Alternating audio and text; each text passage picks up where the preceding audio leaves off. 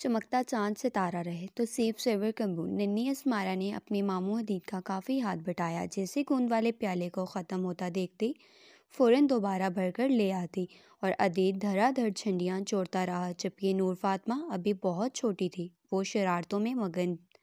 پھر وہ باہر گلی میں گندے پانی اور کیچڑ میں لت پت بیٹھی کھیل رہی تھی۔ جب اس کی ماں کی نظر پڑی تو فوراً اسے گھر لے کر آئی اور نہلا کر سفید فراک جس پر سبز چاند تارے بنے ہوئے تھے پہنا دیے۔ پھر نور فاطمہ اپنے نانا ابو کے پاس بیٹھی ٹی وی دیکھنے لگی۔ ابھی سب جھنڈیوں سے فارغ ہوئے تھے کہ ان کے ابو سرور صاحب اور چاچو امجد نے بچوں کو آواز دی کہ کمرے میں آ جاؤ، دھوپ تیز ہو رہی ہے۔ اور ٹی وی پہ پریڈ شروع ہونے لگی۔ سب بچے آ کر دیکھ لو، بعد میں سب نہا کر سفید اور سبز سوٹ پہن لینا اور ان پر سٹیکر بھی لگا لینا۔ سب بچے پریڈ دیکھنے لگے۔ جب پروگرام ختم ہو گیا تو ارسلان نے بلند آواز میں اعلان کیا، ابو میں پڑھ لکھ کر آرمی جوائن کر لوں؟ جی بیٹا، کیوں نہیں؟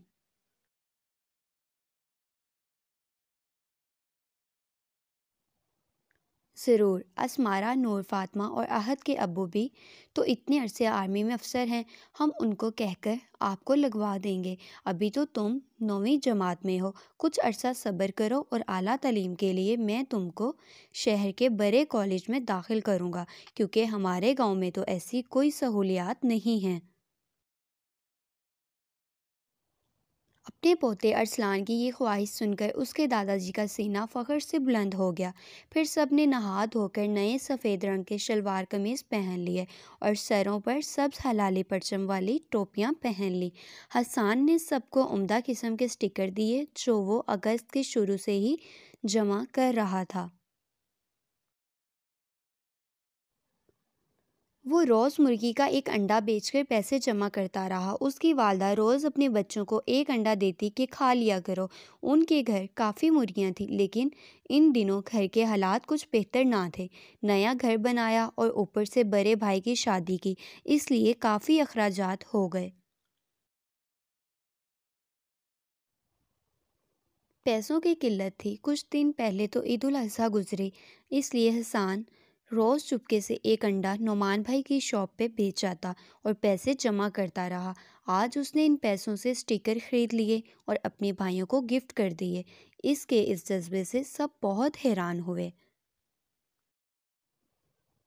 اور ممانی تصور نے اس کو گلے لگا لیا۔ حسان بہت خوش ہوا۔ ابو جی، آج ہمیں آپ شہر تھوڑی دیر گھمانے لے کر چلیں، کیونکہ اس بار 14 اگست ایسے دنوں میں آیا کہ تعلیمی ادارے بند ہیں، لیکن اب لاک ڈاؤن میں نرمی کر دی گئی ہے، اس لیے تھوڑا شہر میں گھوم پھر آتے ہیں۔ ہمیں سفاری پارک لے چلیں اور کچھ کھلا پلا دیں، ہم مینار پاکستان دیکھنا چاہتے ہیں۔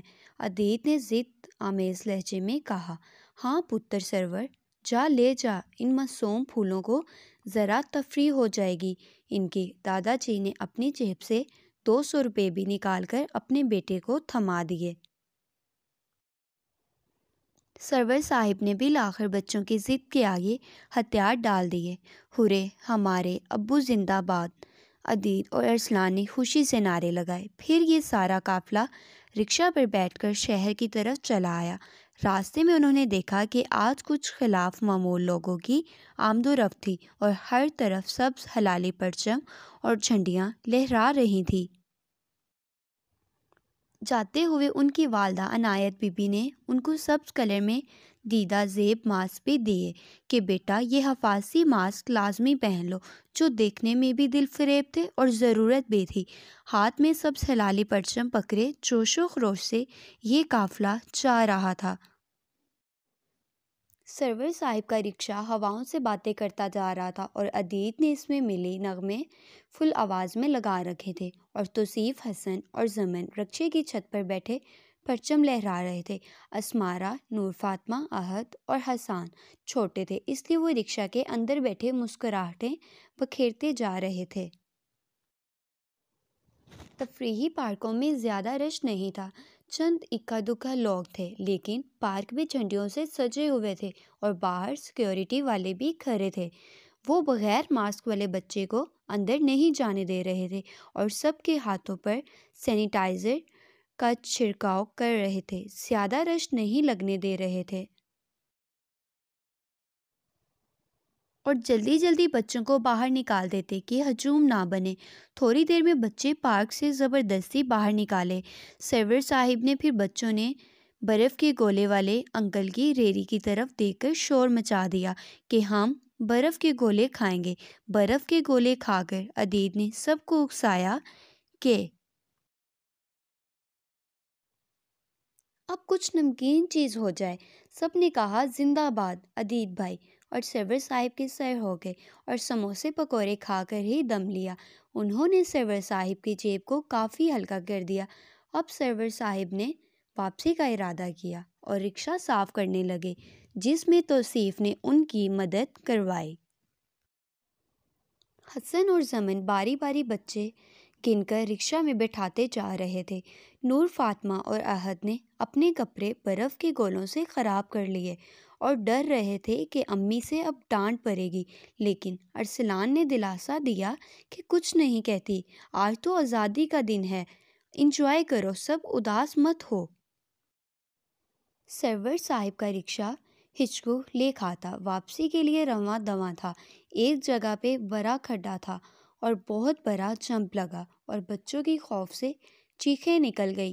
پھر حسن نے نور، فاطمہ کو پکڑ لیا اور اسمارا کا بازو توصیف نے پکڑ لیا۔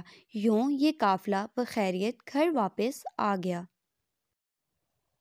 بچوں، پھر انجوائے کیا آج کا دن؟ عنایت بی بی بولی۔ جی تائی امی، بہت زیادہ، حسان نے مسکراتے ہوئے کہا۔ مغرب کی اذان ہو چکی تھی، سب نے نماز ادا کی۔